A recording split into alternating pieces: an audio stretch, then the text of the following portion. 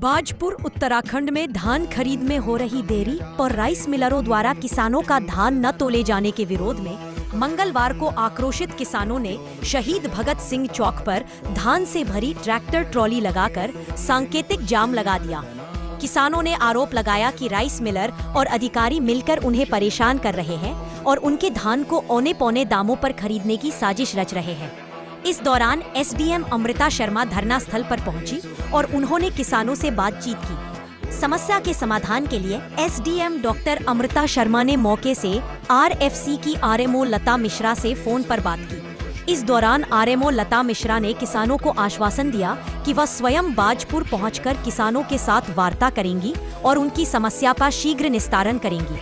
आश्वासन के बाद किसानों ने एसडीएम की बात मानकर जाम खोल दिया और प्रदर्शन शांत हुआ। बाजपुर उत्तराखंड से हमारे संवाददाता विशेष शर्मा की रिपोर्ट। तो जी आप ऊपर देखो, पहले तो सबसे ऊपर देखो कितना बादल हो रहा है और किसानों की ट्रालियों को देखो, किसान कितना मजबूर है अपनी फसल को लेके, लेकिन किसी भी सरकारी अमले को ये फिक्र नहीं है कि किसान की फसल भीगेगी या कुछ होगा।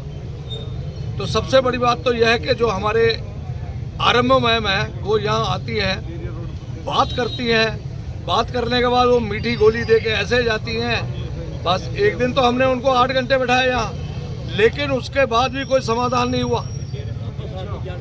और राइस मिलर जो है वो इतने बदमाश हैं, अब मैं ये कहूँगा ना उन्हें बहुत चुभती है ये बात, क्योंकि मैं साफ सुथरा आदमी हूँ इसलिए मैं बात बोलता हूँ और उनको ये चुभ जाती है। एक बार मैंने उनको ये बोला कि थूक के चाटा, तो उस बात का उन्होंने विरोध किया। तो कहने का मतलब है कि जब राइस मिलर अपनी जगह जुबान पे नहीं है तो उन्हें क्या कहा जाएगा। मेरा कहने का मतलब ये है कि किसानों का धान जो है अच्छे तरीके से और एक किसी उस नीति के द्वारा खरीदा जाए जिससे किसी किसान को तकलीफ ना हो। जो हमारी डिमांड थी, कच्चे आड़तियों वाली डिमांड थी, वो तक नहीं हुई है।